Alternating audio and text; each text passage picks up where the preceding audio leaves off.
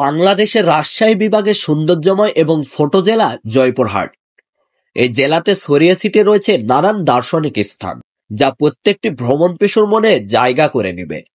তো চলুন এক নজরে দেখে নেওয়া যাক জয়পুরহাটের সকল দার্শনিক স্থানগুলি।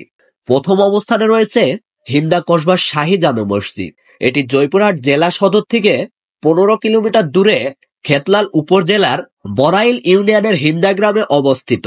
2 নম্বরে রয়েছে নান্দাইল দিঘি।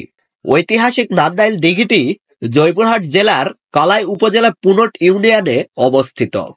ইহার দৈর্ঘ্য প্রায় 1 কিলোমিটার। 3 নম্বরে রয়েছে লকমা রাজবাড়ি। জয়পুরহাট জেলার পাঁচবিবি উপজেলার পশ্চিম কোরিয়া গ্রামে লকমা রাজবাড়িটি অবস্থিত। এটি 300 বছরের পুরনো। 4 নম্বরে রয়েছে পাথরঘাটা। জয়পুরহাট জেলার পাঁচবিবি উপজেলা সদর হতে 5 কিলোমিটার পূর্বে তুলসীগঙ্গা নদীর পশ্চিম পাশে প্রাচীন সভ্যতার ধ্বংসবিশেষপূর্ণ এলাকার নাম পাথরঘাটা। 5 নম্বরে রয়েছে 12 শিবালয় মন্দির। জয়পুরহাট জেলা সদর হতে 3 কিলোমিটার উত্তর পশ্চিমে ছোট যমুনা নদীর তীরে বেলামলা গ্রামে এই মন্দিরটি অবস্থিত। 6 নম্বরে রয়েছে আছরাঙ্গা দিঘি। জয়পুরহাট জেলার খেতলাল উপজেলার মামুদপুর ইউনিয়নে এই দিঘিটির অবস্থিত। এর মোট আয়তন 25 একর। 7 নম্বরে রয়েছে শিশু উদ্যান ও রিসোর্ট।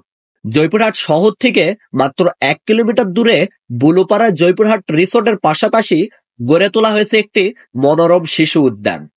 2005 সালে 60 বিঘা জমির উপরে এই পার্কটি প্রতিষ্ঠা করেন রফিকুল ইসলাম চৌধুরী প্রিন্স। তো ভিউয়ার্স, আজকের ভিডিওটি এই পর্যন্তই।